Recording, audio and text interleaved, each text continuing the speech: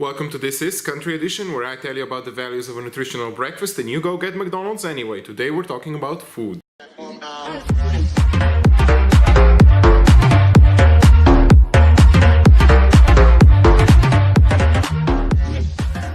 If you watched my video on Monday, you will know that I am not exactly what you can call a morning person.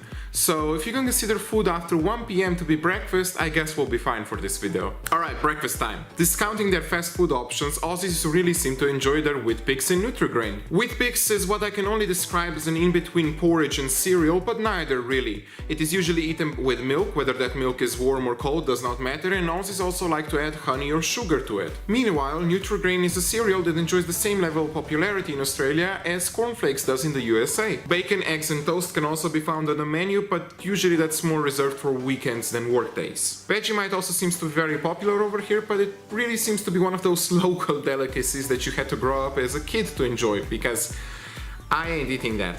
Meanwhile, on the other side of the world, Slovenians tend to prefer their bread products, which they buy fresh from the local bakery and eat with butter, honey or an assortment of jams.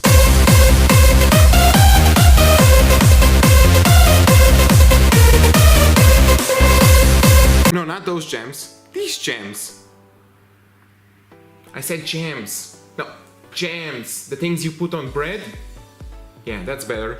You can't do anything right with an accent these days. Depending on the season, pastries like coffee are also very popular in the morning. Stop. Education time. This is a donut. It's meant to look pretty, but it's filled with nothingness and lies at its core. This is a croff. It doesn't look as pretty, but it's filled with chocolate, marmalade, vanilla cream and love. Moral of the story. It doesn't matter which pastry you eat, you're gonna get fat regardless. Lunchtime. As we all know, lunches vary depending on the time available to you. So during work days, things like sausage rolls and meat pies are very popular over here. While during the weekdays, things like barbecues are very common throughout the summer, but Aussies also indulge in sushi, noodles, burgers, pizzas, pastas of all kind, and basically any other meal that any foreign culture has brought into Australia to enrich it. Meanwhile, Slovenians tend to prefer a more traditional meal and begin with a beef soup followed by a roast accompanied with roasted potatoes.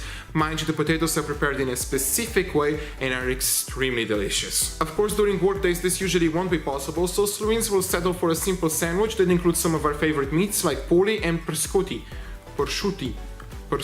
You know what? It's called prosciutto. Google it.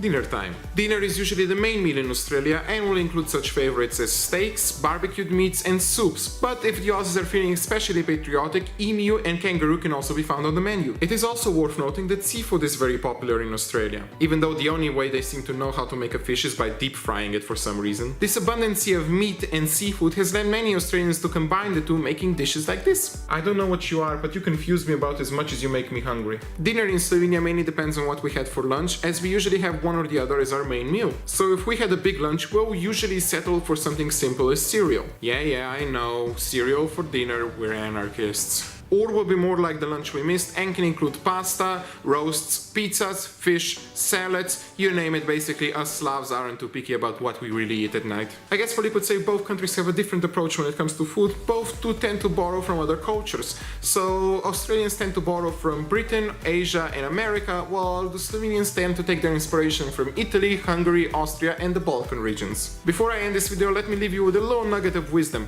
Always check your props to make sure they ain't moldy, cause this was disgusting to bite into.